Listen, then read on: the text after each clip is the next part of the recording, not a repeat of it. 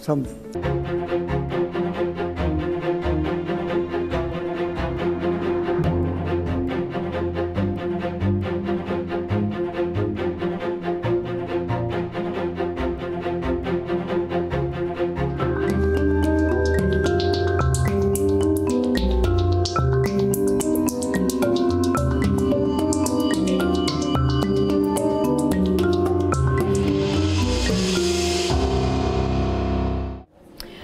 A number of ways in which you can read any budget. There are different interpretations. One interpretation of today's budget is perhaps that it is consumption focused.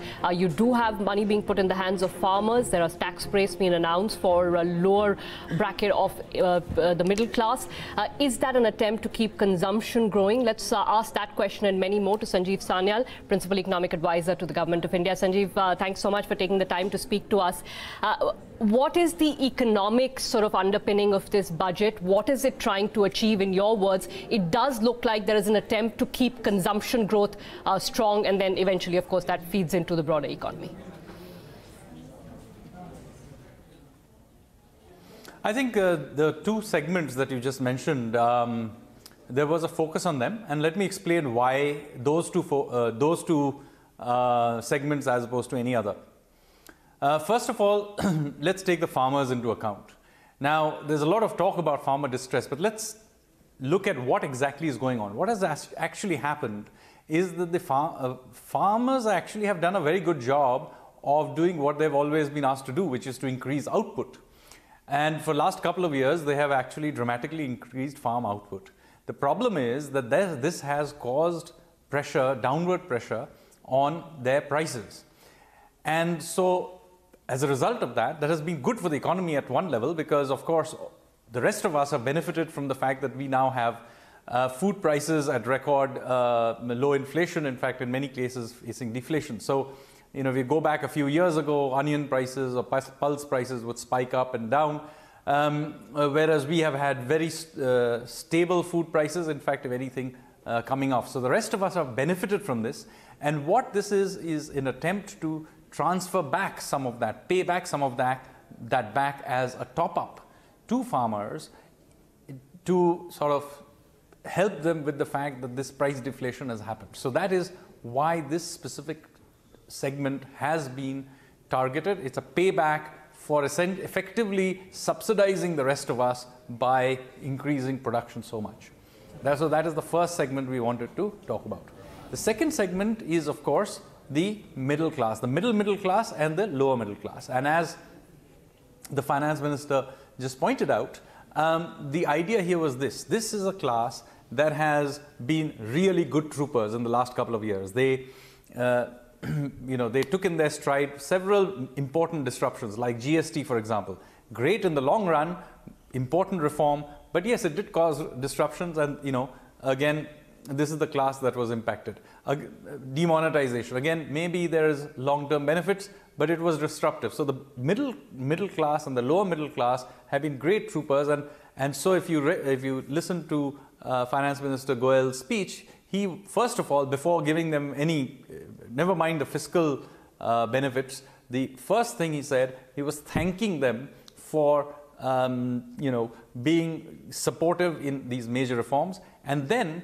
In addition to that, I think there was a feeling that something had to be given back. And so hence, as you saw, the limit being increased from 2.5 to 5 and so on. So I think that was basically the thrust of the matter. And yes, some part of this will go through to consumption, which is fair because, as I said, there is no inflation in the economy as far as we can tell. If ever there was a case for allowing a little bit of consumption to grow, this has got to be the moment. Okay, Sanjeev, let me ask you about that farm scheme, the income support scheme. So that's 75,000 crore for next year. There has been no cutback in existing subsidies. So, we are sort of adding to our recurring liabilities on account of the farm sector. There is food, there is fertilizer, there is now farm. So the recurring liabilities on this sector, it's not just about providing for it for 1 year. This is going to sort of increase the burden because of the farm sector on the budget over a long term as well.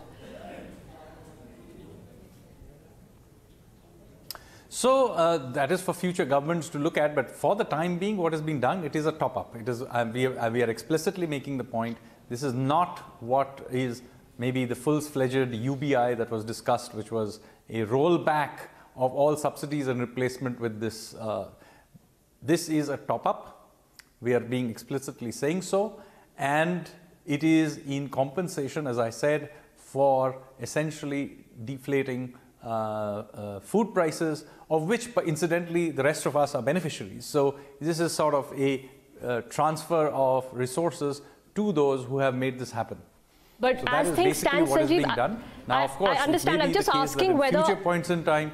Sorry, I was just asking that, okay, should this government stay in power? This is a liability that you intend to continue. I think there was a number of, at least 10 years where there was no index, sort of inflation index increase or anything projected. But in the press conference, they said at least 10 years, 60,000 crore we are giving to farmers, which means that if this government were to be in power, this would be a continuing commitment.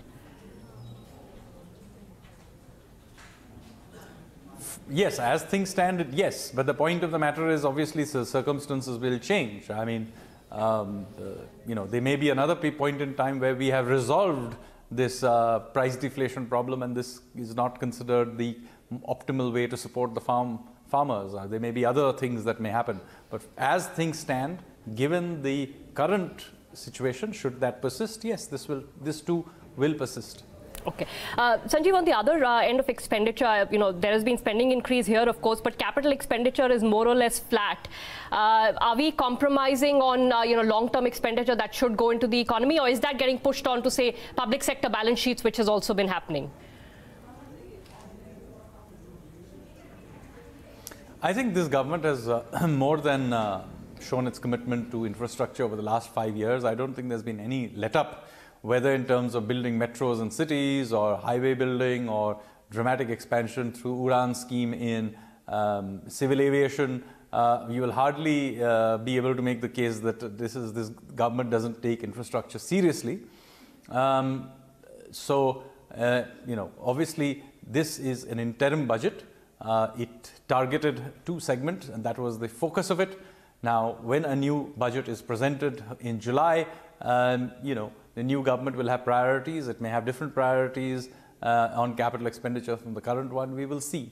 The focus of this one as an interim budget was mostly on these 2 segments, and hence they were targeted.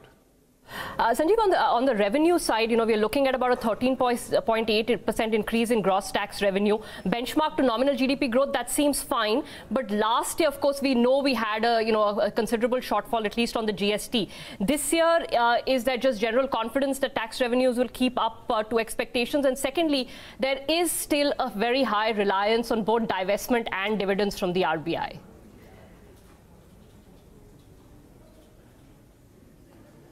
I think there are several questions in there. So let me first deal with the GST. Yes, I mean, GST systems worldwide have taken several years to stabilize. So it is not unfair that we should expect that finally next year we will begin to see the thing kicking off.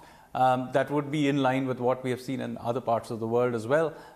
So I think expecting GST to settle and then finally begin to really pay off is not an unreasonable expectation. The others was RBI payments. Well, as you know, a committee has been formed to come up with a rule-based system of how RBI dividends will be transferred to the government. But I do like to make this point very, very clearly that there is amongst in the media some sort of a view that RBI dividends to government are somehow not kosher. That is not the case. Everywhere in the world, seigniorage is transferred from the central bank to the government. Happens in America, happens in China, happens in Japan. It's seigniorage is an entirely legitimate source of income for governments, and every central bank in the world transfers funds to the government. So there is absolutely nothing particularly suspect about it. The question is whether or not it is done using a sensible rule-based system, and that rule-based system will be put in place shortly when the committee comes up with its report. Sanjeev, now just coming around to the fiscal deficit number. Now, we have, I know it's a small slip, but we have had slips for 2 consecutive years. And in FY22, we are looking at just at 3.4%. The government has done a lot since the start of its term, but in the last 2 years, has it sort of struggled to take forward the process of fiscal consolidation?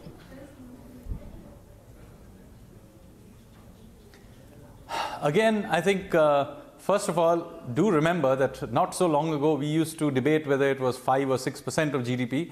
The fact that we are debating 3.3 and 3.4 is itself massive shift in how we think about all of this. Secondly, please do look at the primary deficit number. You will see the primary deficit number is 0.2% of GDP, which is actually a slight improvement on what had been earlier expected. The deficit as it stands now is effectively being driven by interest payments on existing debt. That, I think, is an issue on which obviously a structural decline in inflation, interest rates is something that we need to think about quite seriously, given that we have managed now to structurally lower inflation. So this in the longer run is more a dynamic between inflation and interest rates than it is about fiscal consolidation, because on an ongoing basis, the primary deficit, which the finance minister controls, that is well within control. Okay. Sanjeev, on the question of borrowings, now, the gross borrowing number was far higher than what the markets had expected. So you saw the bond markets react negatively. When you look at the net, you're seeing that a lot of borrowing is now moving towards the National Small Saving Fund. I know that fund is available for use to the center, but there are other possible consequences of borrowing too heavily from that fund, such as an artificially high interest rate regime if you want to keep collections coming into small savings.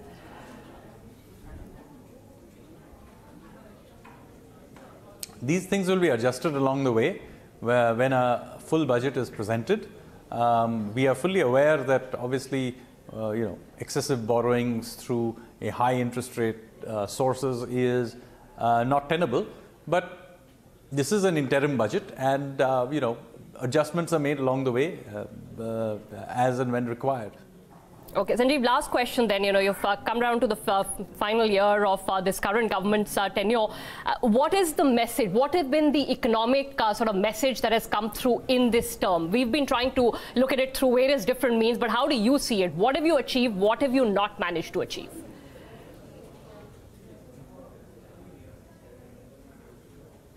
Well, what is it that Prime Minister Modi was trying to do when he said we're going to create a new India? Essentially, what he was doing was trying to create a rule-based economic system and replace the old patronage-based, rent-seeking kind of economy. So if you see, everything that has been done is being done with this kind of focus. One is, of course, breaking down the old patronage-based system by cracking down on black money, real estate, misuses, the banking sector and all the evergreening that used to happen. So breaking that down is one part of what he's doing, but then replacing it with a framework of rules. And that has been done systematically for everything. So let me give you some examples. Take, for example, monetary policy. It now is an institutionalized system with clear targets with the Monetary Policy Committee. So that's a rule-based system. Another was, how do you have exit? So another rule-based system, insolvency and bankruptcy code. We had an extremely complicated tax system, different states doing their own thing. Nobody knew what was going on. You now have a GST council. We have now shifted onto a new regime under the GST. Maybe it's not the world's best system, but it's pretty good. It works. And we can keep improving it. Even 50 years from now, what you will be doing is improving essentially this framework. So the point is that a framework of rule-based governance has been put in place. More can be done, I'm sure, but I think this is the broad agenda, and I think you will see more being done in this line. It's not finished business, but of course, if you're taking a longer-term perspective, we will now have to begin to think about many other things to take this particular approach forward. One failure, perhaps, Sanjeev, is the fact that neither did we manage to push up growth to the levels where there would be large dividends in terms of job creations, nor did we manage to push up the share of manufacturing in the GDP as we would have intended to with Make in India, etc., which would have also had positive consequences for the job market. I would dispute the fact that growth has not happened. India remains by far the fastest growing economy in the world, and if that's not good enough for you, then I'm afraid nothing I can say about it. As far as the jobs issue is concerned, that is a matter of debate, which is largely being done on the basis of a report that hasn't been made public. So I think let's hold our horses on that. But I would definitely manufacturing as a share of GDP, which we always thought would create jobs, Sanjeev. Manufacturing, which we thought yes, I agree. Yes, but you're right, manufacturing could have grown faster, but the services sector definitely has grown very, very fast. There are large sectors that didn't exist that came about. And even in manufacturing, incidentally, while there have been problems in certain areas like, for example, small-scale textile manufacturing and so on, but then other sectors have dramatically grown. For example, 5 years ago, we barely had a mobile phone manufacturing industry. I think we could claim to be now the second largest in that phase. We have, LED lighting and all kinds of new sectors where we have created completely brand new manufacturing spaces. So I would actually dispute you that nothing is going on. Maybe we can do better, but to say that nothing is going on and have this general smug idea that, growth has been so disappointing, that's not at all the case. The numbers do not support your case on that at all. I didn't say that. I said, could growth have been faster and the share of manufacturing in GDP have risen? But we'll save that debate, Sanjeev. Thank you so much for joining us. Good to talk to you and get your views on the budget. Thank you.